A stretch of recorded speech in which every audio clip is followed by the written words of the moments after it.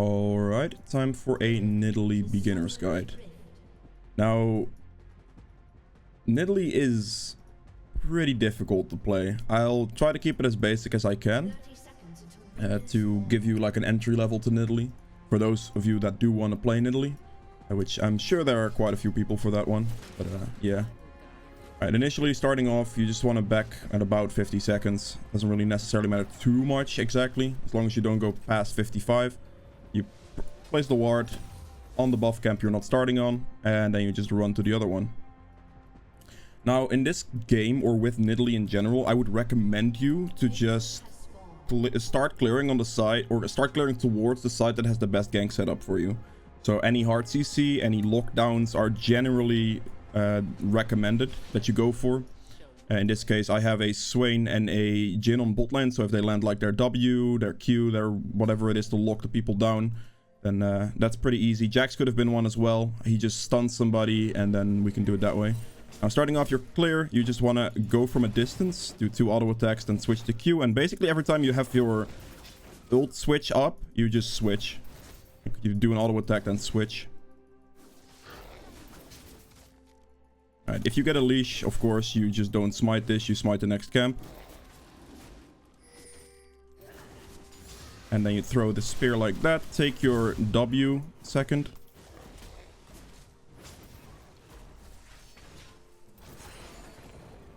There we go. Oh, I missed that one. Whoops. Make sure to use your W resets properly on the small ones and stuff. There we go. Oh, potion here. You could lose some HP if you make some slight mistakes. Generally, you should be pretty healthy though. Start off this camp, you just throw a long range spear, kite it back, and then hop again, switch. I hit the small one in that case because it walked in front. You just have to make sure that you keep walking back and forth like this, and then you should be okay. Though you might take some damage. Ideally, you'd like to hit the second spear on the big one there. But yeah. As soon as you get your level 3, you get your heal anyway, so you'd get yourself, sustain yourself a little bit better regardless. Keep throwing the distance spear like this, and then just kiting it down, focusing the big one the entire time. And then we throw a spear to the next one. There we go. Want to get it a little bit low here. Pop the other potion.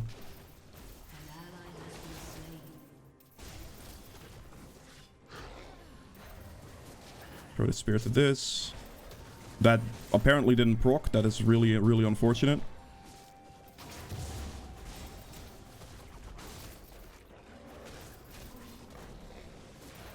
Heal myself. There we go. Not the cleanest. Could definitely have been better. But that's the general idea at least.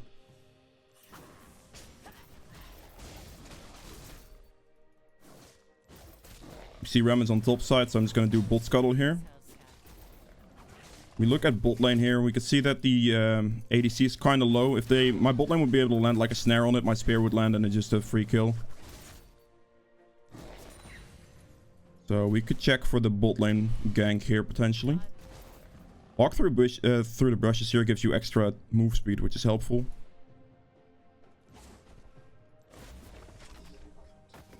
He's just gonna walk in spot there. Oh, that's the joke. Oh, he still died. I'll take it. I'm sorry, but that's... Okay. Wow. I cannot believe my W didn't go off on the Jenna there. She also set out exhaust, so I might not have even killed her regardless, but damn. Wow. Okay. That really sucks, to be honest. Like, I think that should have been a kill on Jenna. My W just get... Like, the reason your W doesn't go off there, by the way, is because you use it, like... half a second too early or something, basically. Like your proc won't go and then you use it a little bit too early for the mark and then it sometimes just doesn't go off, which is extremely annoying because that would have probably been a kill on Jenna, because that would have like basically brought me outside of turret range. So it's it kind of sucks to die like that. It's still a death to just Jenna, so it's not terrible, but yeah, you see how that can get annoying. What is Jax even doing? He's just not playing his lane. Very interesting. Can't necessarily gank for him either, because I don't necessarily want to solo with Teemo that's already 2-0. He's already 2-0? Wait. I don't think Rammus has even ganked that. Interesting. Okay. most important thing you can do is just keep full clearing your jungle. Keep farming through it. Like, getting the CS is going to be the most consistent thing you can do to create a lead for yourself. Let's see if I can help my Jax here. He's going completely in the wrong direction.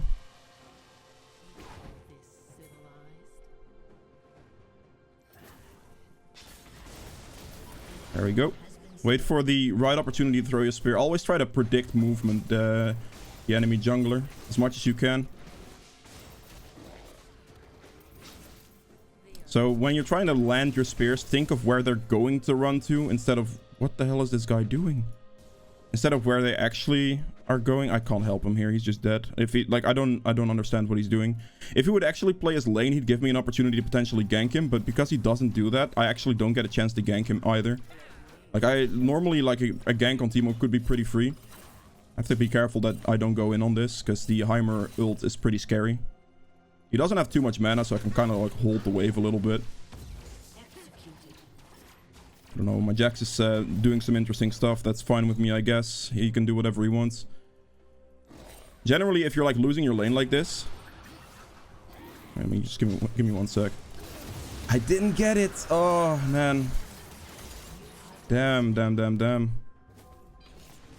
I tried to smite it away from the Remus there, but I missed it on, like... I'm pretty sure I missed it on, like, 10 HP or something. Okay. Well, it's still worth the try. Getting the Drake there would have been extremely nice. I mean, it would have obviously been extremely nice as well if my bot lane would have just walked towards the dragon, but I guess we didn't know they were doing it necessarily. I think my bot lane just wins this anyway. Yeah. I honestly think, like, generally doing something like that for the dragon, like trying to smite it for the dragon, is generally worth doing. Nidalee has a high chance of actually successfully getting the smite steal, because if you land the Q on the dragon, you can just go in with Q smite, and it generally does enough to, like, give yourself the advantage. So, even if you don't get it, it's still fine. Stun him? He didn't stun him at the right time. I got the shutdown, that's beautiful. So yeah, even like as long as you land the spear, I would recommend you to try to go for the objective steal, unless you're worth a lot of shutdown gold, which I wasn't. But getting the objective there would have been extremely helpful. Like, that would have just been super nice. So overall, I do think it's pretty worth trying, unless you're worth a lot more. Like, if I was worth way more there, if I had like a shutdown or anything of the sort, then I would definitely try to avoid doing that, because I don't want to suicide with a shutdown like that on like an objective that I have a chance at getting. So that's the difference there. If you are in those situations, make sure to assess correctly if you have a lead or not. Doesn't matter really what champion you are, just generally if you have a lead or not, try to assess it and then see if you can actually go for the gank or not. Got some early game deaths here. It's okay. One of them was I guess one of them was unlucky and the other one was kind of just my own thing for engaging. Like, the W not going off on Jenna is kind of what it is. I still don't fully understand it when it exactly happens and when it doesn't, but yeah, it's the most annoying thing about Nidalee in my opinion.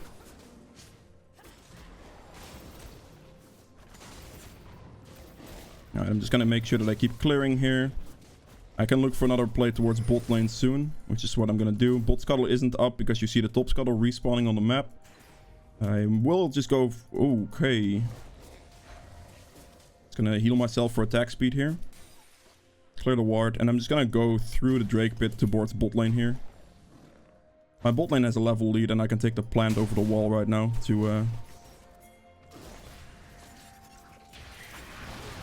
it's a good one. Beautiful.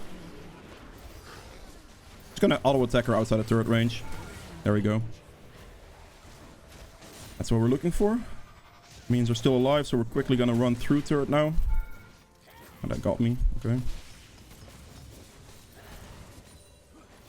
Right there, I'm clearing towards my lane, looking for the ganks towards the lane that has those snares slash just set up for your ganks in general. Which in this case their bot lane definitely does. So it helps to land your spears if you have champions that will CC stuff for you.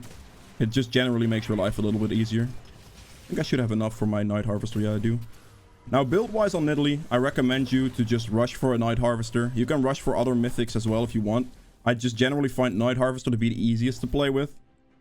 So if you are new to Nidalee, which I mean, I'm guessing you might be with the beginner's version of this, I would recommend you just go for Night Harvester because it's the easiest proc, and it will generally do a lot for you. Let's see if I can get this Teemo. Now here, all Jax has to do really is stun the Teemo when he walks up. Is Teemo gonna back? Interesting. Teemo's playing very safe. Nothing I can really do. I would have liked to gank the Teemo a little bit more when I was actually on topside situations, but of course the Jax went for some other plays instead. I can't necessarily go for the Rift Herald here, I think. And we'll see. See if I can... They are doing it very far out of the pit. Without Jax or Wukong, I can't do much here, sadly. Yeah. Without Jax running towards... Like, if Jax ran towards that, I might have potentially had, like, a chance of doing it. But if without Wukong or Jax there, it's not worth for me taking the risk in this situation, because now I'm actually worth a lot more. And the chance of me getting the Herald there in a 2v1, not that great. I didn't even land a spear on the thing either, so it makes it even more annoying. Okay. When bot lane takes priority here, then we should be able to get the dragon. I play some traps. Okay, check for this control ward. That will work. Let me get this control warded.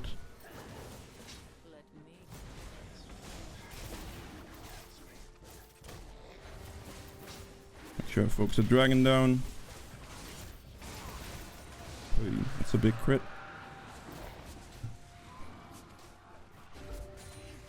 I can go for the Filials here. He doesn't have much mana either, which makes this easier. Oh, this is a nice map. See if I can catch this guy.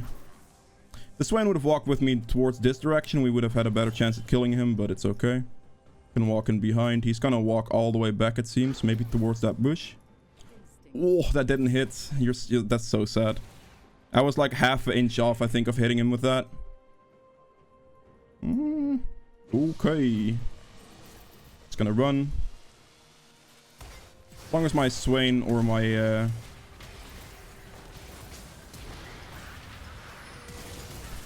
I got them with that one. Good. That's again landing the spear. Then you can flash WQ basically towards the range to get the distance. And your Q will basically instantly connect, making that a one-shot from a distance. As someone has lower HP, your Q does execute damage. So it becomes a lot better to just kill people with on the end there. Also, landing a spear and having Night Harvester gives you an instant speed boost for a little bit, for 25% move speed, which is going to be very, very nice for you to catch up the targets, which is what makes Night Harvester easier to play with, especially as well. You also have, of course, like as soon as you land the Q, you get the passive move speed towards the target as well. But just stacking that together with Night Harvester is very nice. Did he lose 3 turrets top lane already? Oh my god. This man is having a rough day. He definitely ruined his own lane though, because I mean he died twice early game, but then also he just went to farm his jungle instead of allowing me to help him. Like I could have ganked for him if he just goes in with like a Q stun, played it safe for like the earlier stages of the game. That could have been a very, very good situation. For clear speed, always try to like get your Q towards the next camp, get the max distance on it so you can kite the camps towards you, do more damage to the camps as well. Right. I heal myself for the extra attack speed here as well. I have to keep in mind that the Teemo is pretty damn strong right now compared to my Jax, so looking for any plays here might not be too great. We'll see if there's a target here. I have a sweeping trinket going on, so if the Teemo is here somewhere...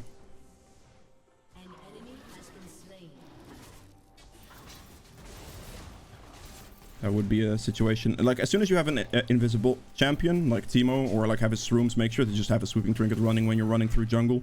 If you're unsure of the territory, having the sweeping trinket running to potentially catch out on his traps and stuff like that's really nice. He's gonna take my jungle camps from now on out. This is always the problem when you have like a lane that loses this hard. If the enemy decides to pressure you in your jungle, there's not a whole lot you can do, unfortunately. Can land Teemo for like a good damage. This is good. Yeah, this is what I like. This is what we like. We have the snares, we have the engages, and it allows me to land my spears very, very easily. I'll throw a spear to check that bush. It's not there. I can do this camp then. I'm gonna kite them onto this.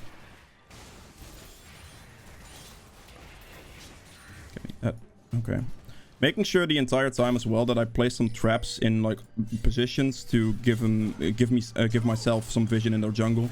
Like some positions they might walk towards and stuff like that.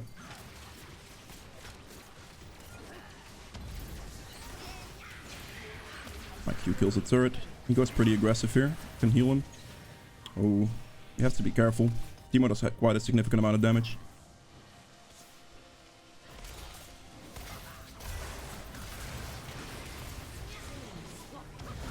Okay, heal my Jhin. If the minion dies, that would be helpful, but I can't get past the minion. I don't have smite on the minion either. Just need a knock up on Teemo and he should be good. I think my spear is going to land here. Oh, that was close. That was real close on the spear there.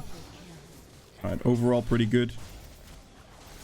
You notice as well, I'm definitely up on farm on the Rammus, which is extremely important, because that's going to give me like just a level advantage. I'm 2 levels up on him right now, which is very, very good. Use my E for attack, speed to clear wards faster. I have a lot of gold, so I definitely need to look towards backing soon, but I think this might be up. It's not, okay. It's worth checking anyway. I'm just going to quickly base now. We have a dragon respawning in like 26 seconds, so I want to make sure that I get there in time. Now, build-wise here, I'm just going to play this quite safe. I do have a Magi's option here, which I won't finish, actually. I'm just going to go for the more safe setup. The reason I'm not finishing Magi's here, especially, is just because, I mean, it's the beginner's version. And on Nidalee, staying alive is hard enough, so I'm not expecting people to keep a Magi's alive. So I'm not going to do it myself either. I'll just play without it.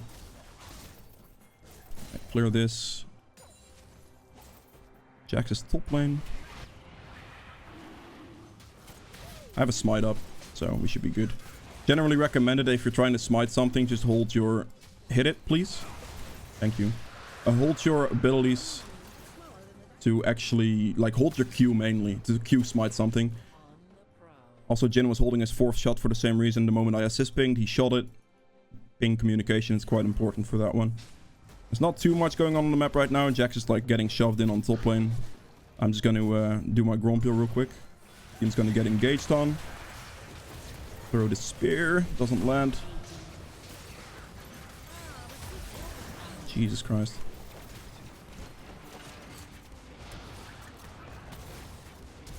She flashed my spear. Guess flashing for her wasn't worth. I actually landed.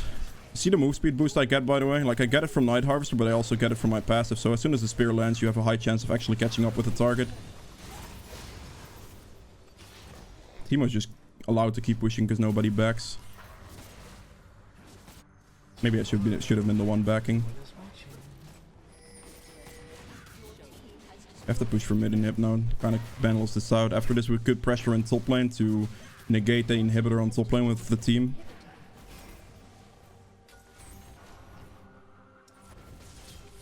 Jax doesn't win that. I don't think. Nope. Their red is up, so I'm quickly just gonna take this before I do anything else. There we go. I do have quite a good amount of gold here. I should look towards backing soon. My Zonias is gonna be pretty nice. Allows me to jump in, execute a target, and press Zonias, which is generally like what you're looking for. After Zonias, I can go like Banshees as well. I don't particularly recommend going for a Lichbane, for example.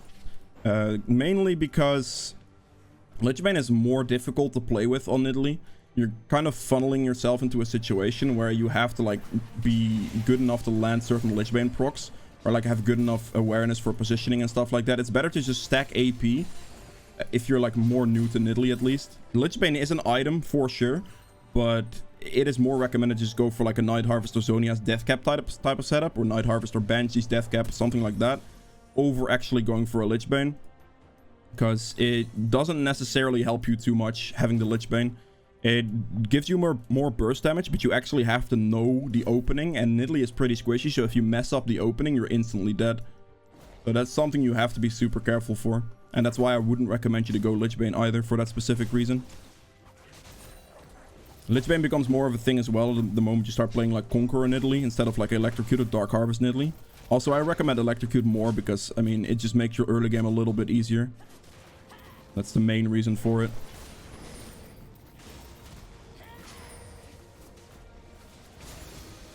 Okay. Let's get back on the map here. Teemo's gonna push top, so I might actually have to defend it. We should just collapse the Teemo, to be honest. If we just go top here and push on the Teemo, then he won't be able to pressure that inhib wave, and we can just create top pressure off this. And this will allow us to potentially look for a Baron. Let's see if we can find a Teemo somewhere. I have to be careful. Sweep into the territory. Teemo's here. I need my Wukong to actually react to this. That would be wonderful. No, he's walking completely the wrong direction now. If he walked up to cut off the Teemo there, that would have been really helpful. But I don't know where he is now, because we don't have any other red trinkets.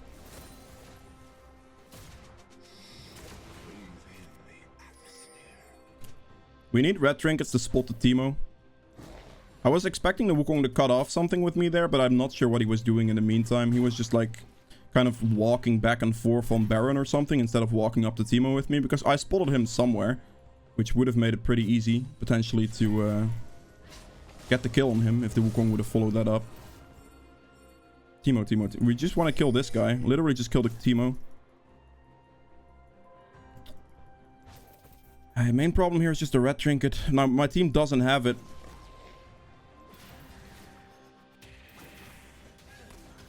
I don't know where Teemo is.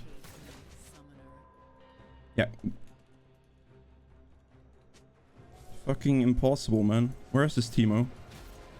He could just be invisible anywhere. I don't like, for my team not having red trinket is really annoying.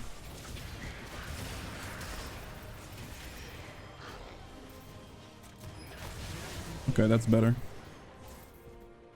They're gonna get Dragon off this though. If I'm the only one with red trinket, this is the problem you have when you're trying to hunt an invisible target or just anything of the sort. This is why your team should definitely be building it as well. I will give this Dragon potential for the Baron here, it's fine. As long as it's not a soul, I'll happily trade a Dragon for a Baron. It's not that big of an issue, but as soon as it becomes a soul, then I don't want to do that anymore. That would be a bad decision there. I'm healing my ADC here to give him the attack speed increase, so he gets the DPS Baron better. Now, this is specifically a Jhin, so it's a little bit more annoying to give him the attack speed, but overall, like, it's still pretty worth to just heal your ADC. Don't have enough for it yet. Just get this. I'm going pretty defensive with my build here because I just need to make sure I survive. My damage is already pretty high if I land like a spear engage. They're not that tanky either, so it makes it pretty easy to just go for a setup like this where you're pretty sustainably tanky. And yeah. After this I can do like, to finish my build off here, I could do a Deathcap Void Staff situation and I'd have a pretty good build. Again, Lichbane is optional. You can play with it if you want. It's more difficult to do it. So generally that's why I won't recommend it to people. Just going straight AP will already give you plenty of value. And surviving is more important than anything else. Now as well, if you have a worse... Oh, he hit the... the man hit the good old turret there. I would have liked to throw that a little bit more to the side, but the minion blocked me from that. I think he Zhonya's there, and I tried to hit the Zhonya's with it. Okay. It's not cleared, I see. I'm gonna do this red buff real quick, and I'm gonna go mid.